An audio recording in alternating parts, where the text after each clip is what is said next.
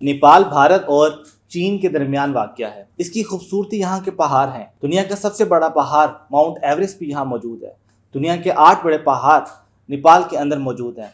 नेपाल को सियाहत के हवाले से बहुत ज़्यादा पसंद किया जाता है और कहा जाता है कि एक अदाद-ओ-शुमार के मुताबिक 11 लाख लोग सालाना नेपाल का विजिट करते हैं। नेपाल के अंदर मजहबी आज़ादी है। यहाँ 81% हिंदुइज़्म है और 13% मुस्लिम आबाद हैं। नेपाल के अंदर बहुत आराम से आपको हलाल फूड भी मिल जाता है। नेपाल वो वाहिद मुल्क है जो कभी भी इंडिपेंडेंस डे नहीं मनाता, क्योंकि कभी भी उस पर कब्जा नहीं हुआ। 1814 से 1816 के दरमियान इंग्लैंड ने जब यहाँ पे हमला किया तो उनको भी मुंह की खानी पड़ी। 2 साल तक 1814 से 1816 तक अंग्रेज़ों ने भी नेपाल पे काफ़ी हमले किए, लेकिन वो नाकाम रहे। 2 साल की जंग के बाद उन्होंने हिम्मत हार दी। इस वजह से आज तक नेपाल पे कभी भी कब्जा नहीं हो सका। 1768 के अंदर यहाँ पे शाह हुकूमत कायम हुई। 250 साल तक यहाँ पे बादशाहत रही। 250 साल के बाद यहाँ पर एक जदोजहद शुरू हुई। 1950 से लेके 2007 तक मुख्तलिफ लोगों ने इनकलाबी रैली निकाले और हुकूमत के खिलाफ जदोजहद की और कहा गया कि बादशाही निज़ाम ख़त्म किया जाए और यहाँ पे जमहूरियत लाई जाए। 2008 के अंदर जमहूरियत आई, लेकिन बहुत अजीब सी बात है कि 2008 से लेके 2025 तक चंद सालों में ही 13 हुकूमतें बदल चुकी हैं। हर दफ़ा हुकूमत के ख़िलाफ़ लोग खड़े होते हैं। इस दफ़ा शोर मचा के जेन-ज़ी ग्रुप, जिसने यहाँ पे एहतजाज किया और पार्लियामेंट को आग लगाई, वज़ीर आज़म मुल्क छोड़ के भाग गया, उसकी बीवी को जला दिया गया, जो कि बहुत ही अफसोसनाक वाक़या है। ये जेन-ज़ी ग्रुप है क्या? बेसिकली जनरेशन्स को 3 हिस्सों में डिवाइड किया जाता है। एक जनरेशन जिसे कहते हैं जेन एक्स, एक कहते हैं मिलेनियर्स, एक कहते हैं जेन-ज़ी। जेन एक्स कौन लोग हैं? जेन एक्स वो सादा लोग हैं जो हमारे परदादा वाले दौर के लोग हैं, जिस दौर के अंदर तो कोई टेक्नोलॉजी नहीं थी, लोग बहुत सादा थे, लोग ज़िंदगी गुजारते थे, अपने बच्चों की परवरिश करते थे, सुबह उठते थे, काम पे जाते थे, रात को आते थे और सो जाते थे। उस ज़माने में टेक्नोलॉजी नहीं थी और लोगों का जो गुजर बसर था वो बहुत ही सादा और ख़ूबसूरत था और ख़ानदानी निज़ाम को प्रमोट किया जाता था, कबाइल को प्रमोट किया जाता था। फिर एक दौर आया मिलीनियर्स का। उस दौर के अंदर लोगों को सियाहत पसंद थी, पूरी दुनिया में लोगों को फिरना पसंद था, अपने आप को मॉडिफाई लोगों ने किया, लेकिन ये अभी प्रॉपर तौर पे इसने एक्सेप्ट नहीं किया टेक्नोलॉजी को। लेकिन मिलियन भी 2 हिस्सों में डिवाइड थे, जो कुछ जेन एक्स को फॉलो करते थे और कुछ लोग आज़ादी ख्याल को प्रमोट करते थे। जेन-ज़ी क्या है? जेन-ज़ी 1997 के बाद जो बच्चे पैदा हुए, जो बच्चे ने जन्म लिया, जो आज मौजूद हैं, जो यंगस्टर हैं, उनको जेन-ज़ी ग्रुप कहा जाता है। इनको जेन-ज़ी क्यों कहा जाता है? जनरेशन के हिसाब से कि ये जो जनरेशन है, ये आप डिजिटल जनरेशन कह लें, आप इसको सादे लफ्ज़ों में कई बुजुर्ग कहा करते थे कंप्यूटर वाले बच्चे, ठीक है। जो ये जेन-ज़ी ग्रुप है, इन लोगों ने जब आँख खोली तो टेक्नोलॉजी का दौर था, फेसबुक का दौर था, इंस्टाग्राम आया, ट्विटर आया, टिकटॉक आया, यूट्यूब आया। लोगों ने पूरी दुनिया को एक ही प्लेटफॉर्म में देखा।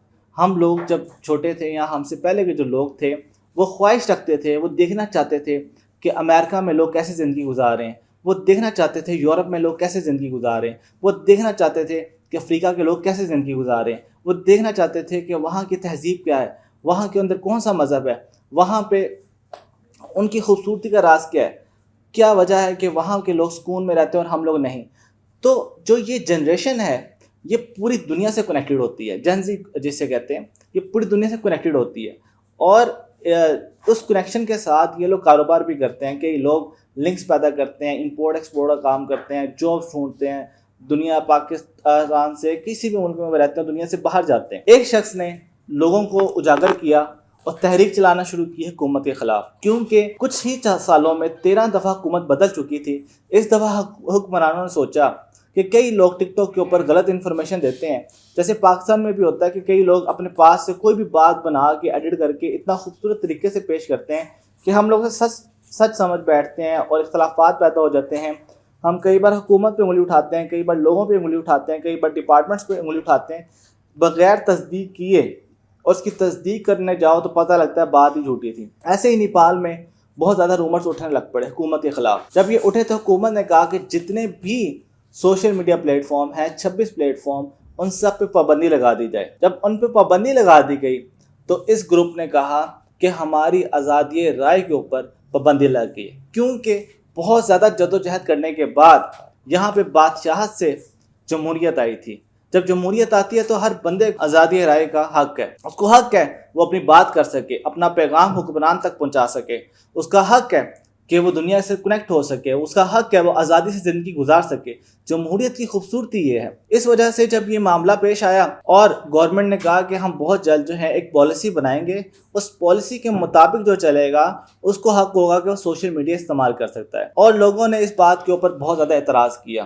جب اعتراض کیا تو یہاں پہ ایک شخص نے لوگوں کو اجاگر کیا, لوگوں کو کہا, ان کا خون گرمایا کہ کیوں نہ ہم لوگ اپنے حق کے لیے لڑیں. ہم پوری دنیا ہمارے ملک میں آتی ہے. اگر ہم دنیا کو دیکھیں اس سوشل میڈیا سے جب ہم دیکھتے ہیں وہ پوری دنیا بہت اچھے انداز میں زندگی گزار رہی ہے. سب کے پاس پیسہ ہے, لیکن ہمارا ملک ایسا ہے جس کے پاس پیسہ نہیں ہے. کیونکہ جین زی گروپ جو ہے نا, جو ینگ جنریشن ہے, یہ پیسے کو بہت زیادہ اہمیت دیتی ہے. آپ دیکھیں ہر بچے کے پاس آئی فون ہے. آج سے 50 سال کے بندے کو دیکھیں گے اس کو شوق نہیں ہوگا آئی فون کا, لیکن آپ 18 سال سے 16 سال سے 25 سال کے بچے کو دیکھیں گے اس کو آئی فون اپڈیٹ کرنے کا شوق ہے. اسے ہر چیز اڈاپٹ کرنے کا شوق ہے. اس کو جو چیز وہ سوشل میڈیا پہ دیکھتا ہے, جو وہ انٹرنیشنلی دیکھتا ہے, اس کو وہ دل کرتا ہے اڈاپٹ کرے. ایک طرح خیالی زندگی میں ہم رہتے ہیں. ہم لوگ اپنا لائف سٹائل ہائی فائی کرنا چاہتے ہیں, کیونکہ اس کی وجہ کیا ہے, یہی جنریشن, یہی دور, یہی ڈیجیٹل میڈیا. اب جب حکومت کے خلاف اس نے اکٹھا کیا تو لوگوں کو اس نے کہا کہ یہاں پہ تو بے روزگاری ہے, یہاں پہ تو ہمیں اس حساب سے اجرت نہیں ملتی جس حساب سے ہم لوگ محنت کرتے ہیں. یہاں پہ ہم لوگ محنت کر کر تھک جاتے ہیں. کیا ہم لوگ اکٹھے ہو کے اس حکومت کے خلاف نہیں کھڑے ہو سکتے؟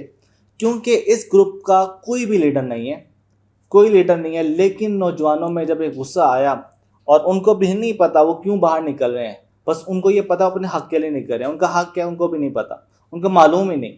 وہ سب لوگ باہر نکل آئے. باہر نکلنے کے بعد کافی دیر تک وہاں کی آرمی نے ان کو روکا, پانی سے روکا.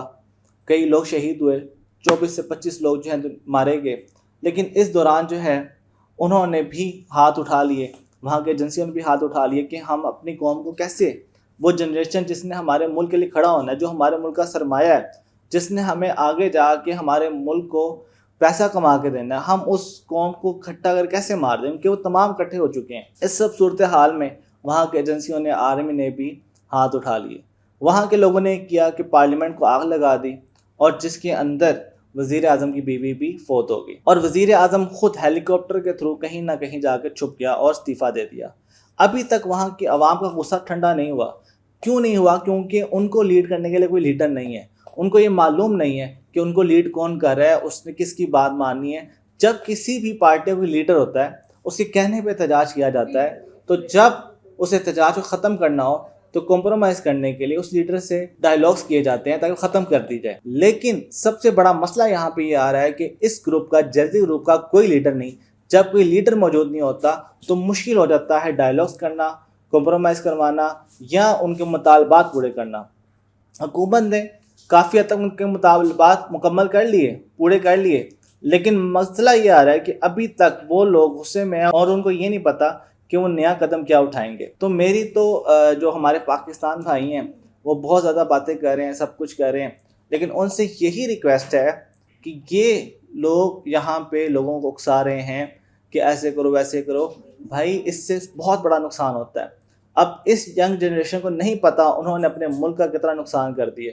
اب کوئی بھی شخص وہاں پہ آ کے بیٹھتا ہے, سیٹ سنبھالتا ہے, تو وہ کیا کرے گا؟